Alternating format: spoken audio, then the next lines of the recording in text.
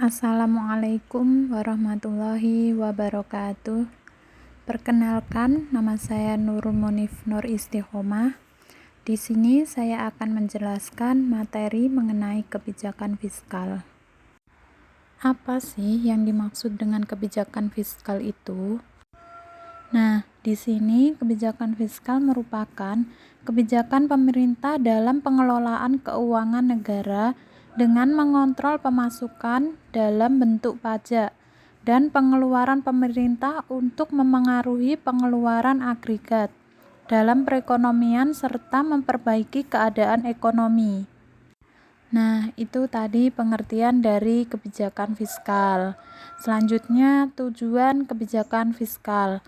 Terdapat berbagai tujuan dalam dikeluarkannya sebuah kebijakan fiskal. Tetapi secara garis besar, tujuan dari kebijakan fiskal antara lain sebagai berikut. Tujuan fiskal yang pertama yaitu 1. Memperbaiki perekonomian secara umum merupakan tujuan yang vital dari kebijakan fiskal. Hal ini sesuai dengan tujuan pembangunan yang dilakukan pemerintah. Kemudian yang kedua, kebijakan fiskal digunakan agar keadaan ekonomi membaik. Dengan keadaan ekonomi yang baik, diharapkan sektor usaha mengalami kemajuan dan kesempatan kerja akan meningkat. Selanjutnya yang ketiga, mengendalikan harga-harga dan untuk mengatasi masalah inflasi. Pemerintah dapat menggunakan kebijakan fiskal, anggaran. Kebijakan ini digunakan untuk menstabilkan harga-harga secara umum yang naik saat inflasi. Kemudian yang terakhir, mendistribusikan dan memeratakan pendapat di seluruh wilayah negara, sehingga terciptalah keadilan sosial bagi seluruh warga negara. Selanjutnya, kita akan mempelajari fungsi kebijakan fiskal. Fungsi dari kebijakan fiskal adalah bagaimana mengatur alur pengelolaan pendapatan serta potensi tenaga kerja yang ada untuk meningkatkan perekonomian. Fungsi utama dari diterapkannya kebijakan fiskal dapat dibagi menjadi 3 sisi sebagai berikut. Yang pertama, fungsi alokasi. Dalam penerapan fungsi ini, kebijakan fiskal berperan aktif mengalokasikan atau mengatur faktor-faktor produksi yang sudah ada di masyarakat secara lebih maksimal.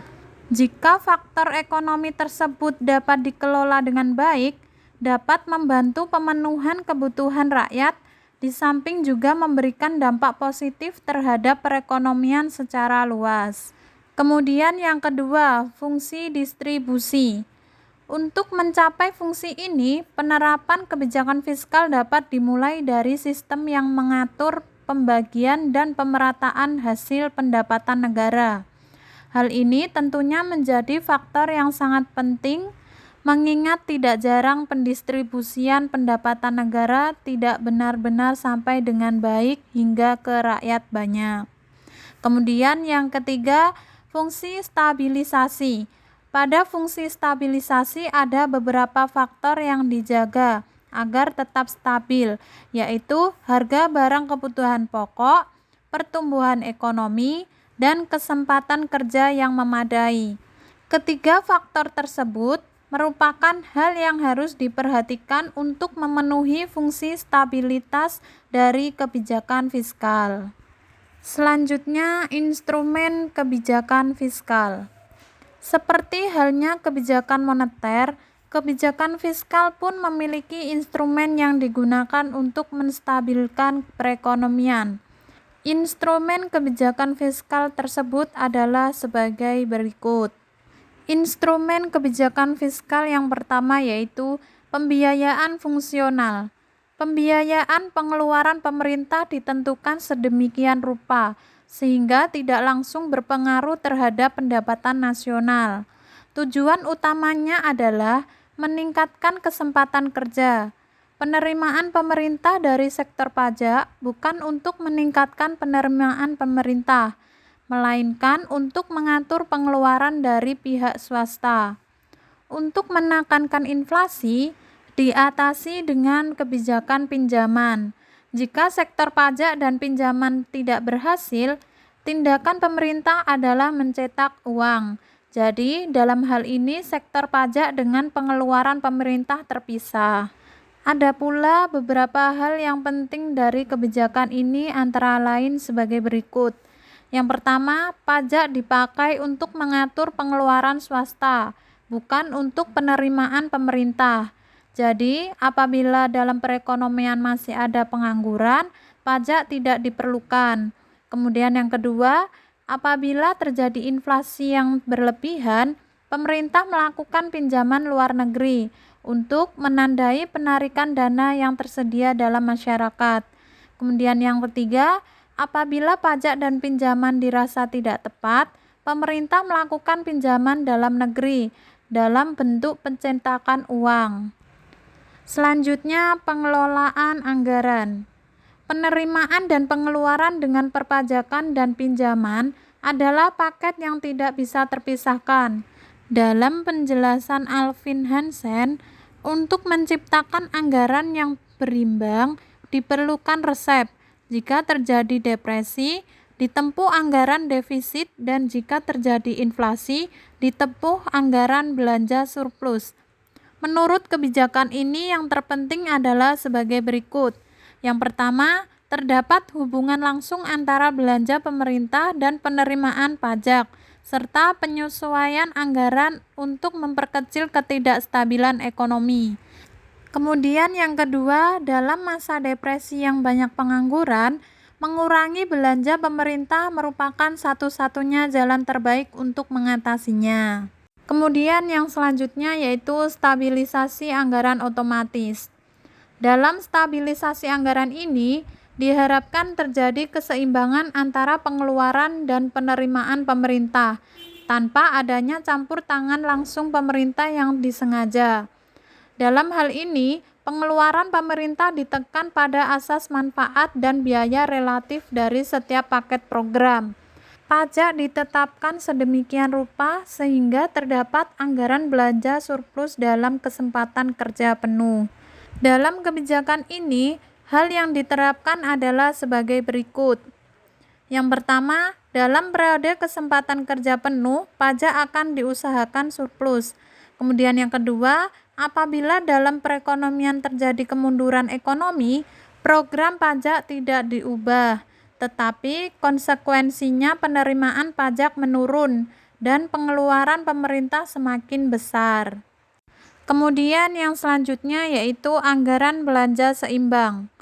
Kebijakan anggaran belanja yang dianut masing-masing negara dapat berbeda-beda tergantung pada keadaan dan arah yang akan dicapai dalam jangka pendek dan jangka panjangnya. Berikut beberapa cara yang dapat ditempuh negara dalam mencapai manfaat tertinggi dalam pengelolaan anggaran. Yang pertama, anggaran berimbang. Artinya, pengeluaran sama besarnya dengan penerimaan. Keadaan seperti ini dapat menstabilkan ekonomi dan anggaran. Kemudian yang kedua, anggaran surplus. Artinya tidak semua penerimaan negara dibelanjakan sehingga memungkinkan adanya tabungan pemerintah. Kemudian yang ketiga, anggaran defisit. Artinya anggaran disusun sedemikian rupa sehingga pengeluaran lebih besar daripada penerimaan. Selanjutnya kita akan membahas peran dari kebijakan fiskal. Kebijakan fiskal berperan mempengaruhi keadaan perekonomian agar berjalan dengan lebih baik. Peran kebijakan fiskal yang pertama yaitu menurunkan tingkat inflasi. Untuk menurunkan tingkat inflasi, pemerintah dapat mengambil kebijakan fiskal berupa tindakan memperkecil pengeluaran pemerintah. Untuk memperkecil pengeluaran, tindakan yang dapat diambil oleh pemerintah adalah dengan menunda atau membatalkan proyek-proyek pemerintah yang telah direncanakan sebelumnya. Kemudian yang kedua, meningkatkan produk domestik bruto. Untuk meningkatkan produk domestik bruto, pemerintah dapat mengambil kebijakan fiskal, yaitu memperbesar pengeluaran pemerintah. Dapat dilakukan dengan merencanakan atau melaksanakan proyek-proyek pembangunan yang didanai APBN. Kemudian yang ketiga, mengurangi tingkat pengangguran. Untuk mengurangi tingkat pengangguran, pemerintah dapat mengambil kebijakan fiskal yaitu memperbesar pengeluaran pemerintah dan memperbesar transfer pemerintah berupa subsidi kepada pengusaha, pengurangan pajak terhadap pengusaha, dan sebagainya. Kemudian yang terakhir, meningkatkan pendapatan masyarakat. Pengeluaran pemerintah misalnya proyek pembangunan jalan, jembatan, dan gedung pemerintah, pembelian barang berupa peralatan kantor, peralatan rumah sakit, dan peralatan militer. Sekian materi yang dapat saya sampaikan. Apabila ada salah kata mohon dimaafkan. Tetap semangat belajar dan semoga materi ini bermanfaat. Terima kasih. Wassalamualaikum warahmatullahi wabarakatuh.